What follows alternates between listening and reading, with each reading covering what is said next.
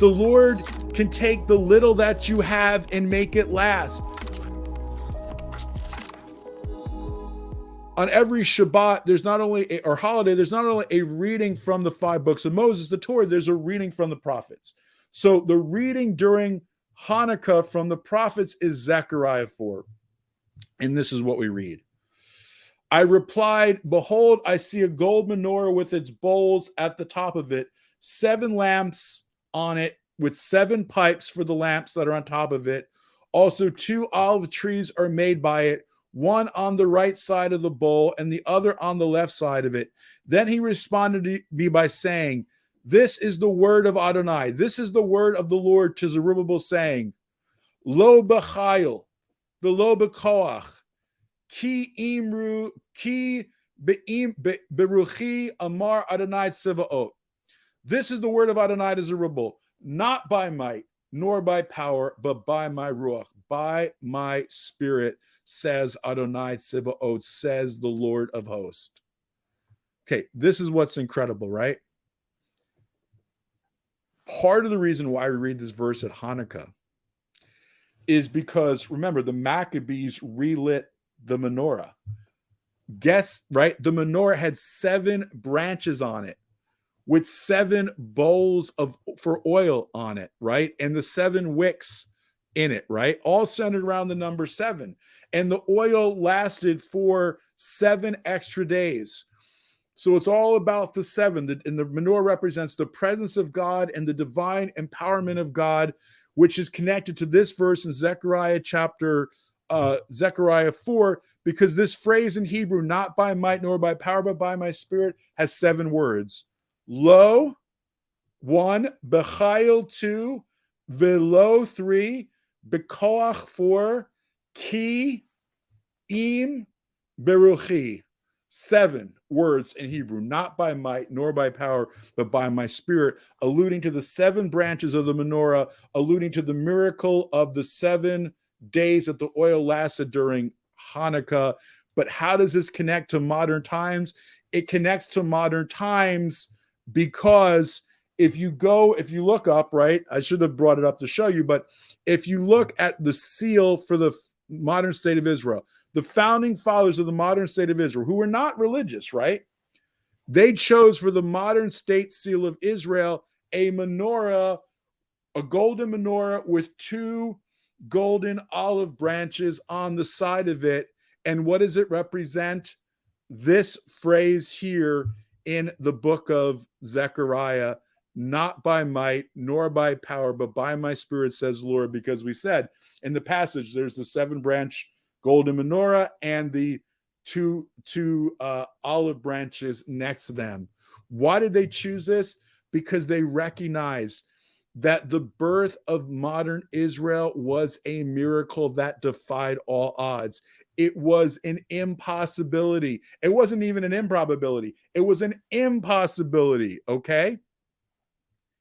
And they understood, even though they were not religious, then somehow it was not by might nor by power, but by God's Spirit. God did it. No people has ever been exiled from their land, lost their language, and after 1900 years, see the restoration of both. That's incredible. Think about this. Israeli Jews were outnumbered by the local Arab community 2-1 at the time Israel declared itself as a nation. On May 15th, 1948, Israel officially declared statehood. And what happens? 5 Arab nations with 5 standing armies declared they would not accept the UN partition plan, which was basically the UN said, listen, we're going to give part of the land to Israel and part of the land to the Arabs living in the land. We'll divide it. Okay. But the Arab peoples rejected it. And remember, this was 3 years after World War II ended and 6 million Jews died during the Holocaust. The state of Israel was invaded by these 5 armies: Egypt, Syria, Jordan, Lebanon, and Iraq. I mean, maybe there's a connection to the 5 armies, the 5 loaves of Yeshua, and the story of Gideon. That's a whole nother rabbit trail. I didn't even think about that until now. It's interesting. And the Secretary General of the Arab League, Azam Pasha, said this via radio broadcast: "This will be a war of extermination and a momentous massacre." Right? This is after the Holocaust, right? He's saying, we're going to exterminate you. We're going to wipe you. We're going to drive you into the sea.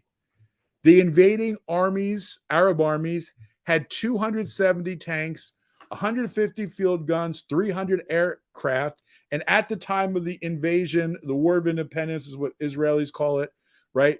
You know how many cannons Israel had? 0. You know how many tanks Israel had? 0.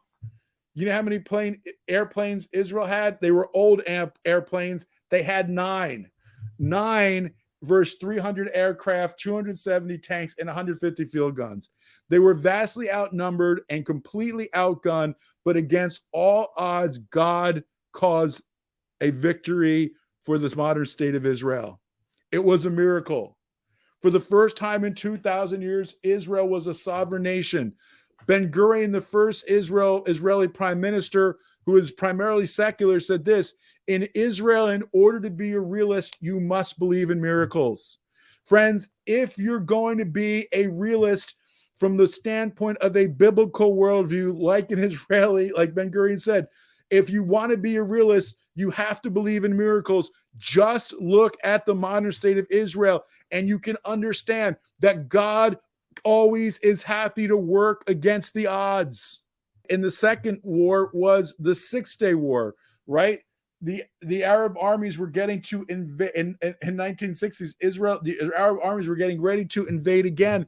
Israel found out about it. As a whole God thing. They launched a preemptive strike, destroyed all of the Egyptian airplanes on the ground. They won the war in 6 days. Think about it. They won the war in 6 days. Then they rested on the 7th. Right? They trusted and they rested. And why do I tell you this? Because what God did for Israel, he wants to do for you. God can do a lot with your little. God can do a lot with your little, but he can make your little last. Say, God, make my little last, right? It's like the children of Israel in the deserts. Their clothes did not wear out. Their shoes did not wear out. Their food and water did not run out. The Lord loves to take the little we have and not only make it last, he loves to take the little we have and multiply it into the lot. And multiply it into a lot. Say, God, take my little and multiply it into a lot. And we have to be careful. A lot can become a little if one lacks faith. A lot can become a very little if we lack faith. It doesn't matter how little you have or your lack. It doesn't matter to God. It's irrelevant and inconsequential to him. Don't focus on your lack, but on the Lord. Listen, say this: I will not focus on my lack, but I will focus on the Lord, who can turn my little into a lot. We get focused on the little. We get focused on the lack. And God's like, you're looking at it the wrong way. Don't focus on the little, but rather put your faith in the Lord, who can multiply it.